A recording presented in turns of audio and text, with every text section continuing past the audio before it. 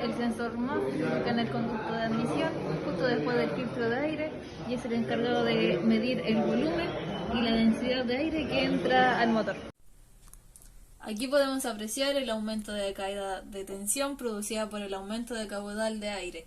El sensor también, al medir la masa de aire que entra al motor, le da información a la ECU para poder calcular el momento de inyección base y de encendido base.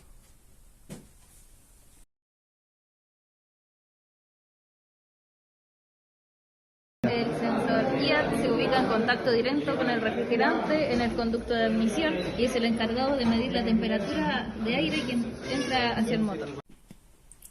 Normalmente es de tipo NTC. Gracias a este, la ECU puede determinar más precisamente el contenido de oxígeno, que varía según la temperatura del aire. Entre menor temperatura, mayor densidad de aire.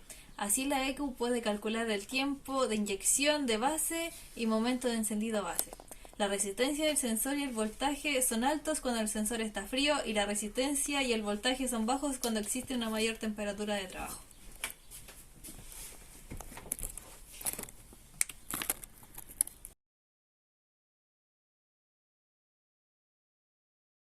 El sensor TPS está ubicado en el cuerpo de aceleración y es el encargado de registrar la apertura de la mariposa de aceleración, que es esta.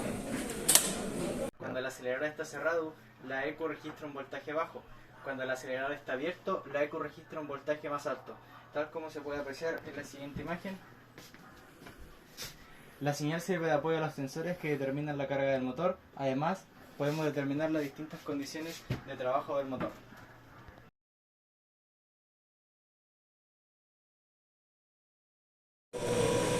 El sensor CMP se encarga de conocer la ubicación precisa del árbol de levas y entregársela a la ECU. Este sensor lee las ranuras hechas en el engranaje del eje de levas para entregársela a la ECU y así poder conocer la ubicación exacta de más válvulas y sincronizar la actuación de los inyectores.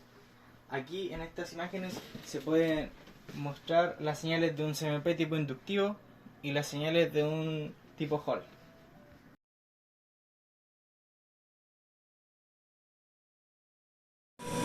El sensor CKP se encuentra ubicado en el volante de inercia y es el encargado de entregarle a la ECU las referencias para calcular la aceleración del motor y la posición angular del semillante. Este sensor posee una marca de referencia que coincide con el punto muerto superior del primer cilindro, el cual el sensor envía la señal a la ECU indicando en qué momento se encuentran los pistones en el punto muerto superior para poder enviar el pulso de encendido a los inyectores de combustible.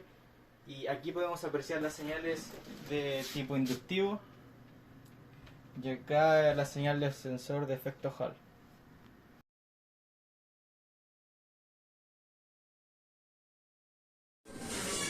El sensor ST se encuentra ubicado en contacto directo con el líquido refrigerante y es el encargado de informarle a la ECU en qué temperatura se encuentra el líquido refrigerante.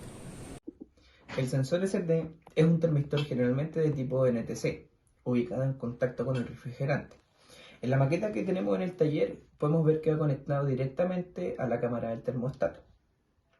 La función de este sensor es mantener informada a la ECU sobre la temperatura en la que se encuentra el líquido refrigerante.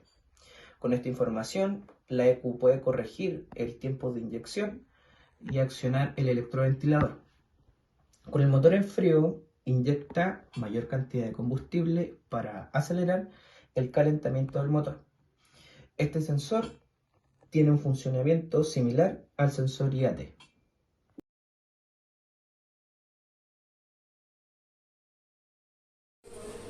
El sensor de oxígeno o sensor lambda lo podemos encontrar en el múltiple de escape e informa a la ECU la cantidad de oxígeno que sale por los gases de escape. El sensor de oxígeno o sensor lambda es un sensor de circonio que se ubica en el múltiple de escape. También existe uno después del catalizador, que sirve para medir la eficiencia de este mismo. Ambas señales deben ser distintas, como indica en el gráfico. La función de este sensor es indicarle a la ECU qué tipo de mezcla se quemó y lo realiza midiendo la cantidad de oxígeno que sale por los gases de escape y está continuamente comparándolo con la cantidad de oxígeno que salen por el escape y los que hay en el exterior. Envía una señal a la ECU que oscila entre 0,1 y 0,9 volts. Si la comparación indica que hay similitud de contenidos de oxígeno, significa que es una mezcla pobre. Si existe una diferencia significativa, podemos ver que es una mezcla rica. Esta señal sirve para que la ECU pueda corregir el tiempo de inyección. Además genera su propio voltaje a altas temperaturas sobre los 300 grados Celsius y para poder lograr esto posee un calefactor.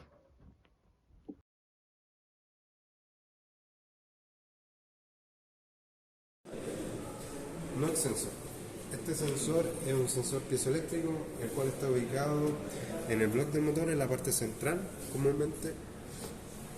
Este sensor, su función es que al detectar una detonación genera una señal, la cual la ECU la utiliza para retrasar el momento del encendido.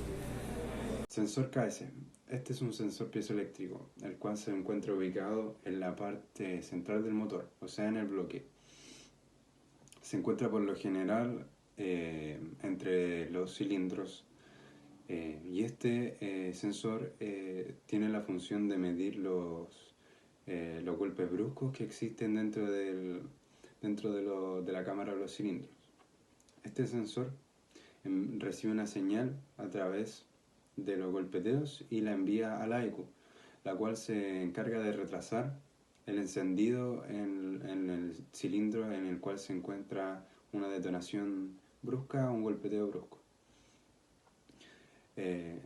La señal que entrega es una onda senoidal, la cual se puede ver aquí que donde se ubica el golpeteo puede llegar de los 0 a los 4.5 volts de la onda, de voltaje peak. Y mediante esta señal, mediante estos voltajes, va regulando el tiempo de inyección o de encendido en el cilindro en el cual se encuentra el golpe.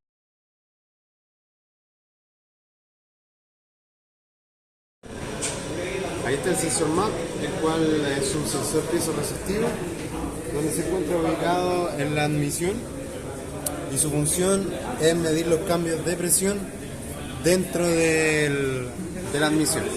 Sensor MAP es un sensor piezo-resistivo. Este sensor está ubicado en la admisión del motor.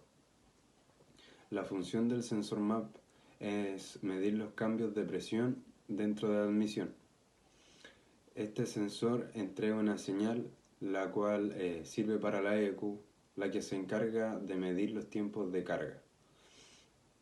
Esto es importante para ir variando en los tiempos de inyección de encendido y de inyección base. En el sensor MAP, a mayor presión existe un mayor voltaje, como podemos ver aquí en su onda. En esta señal se puede ver que llega a 5 volts. Lo recomendable para que un sensor esté en buen funcionamiento sería de 0,3 a 4.7 volts.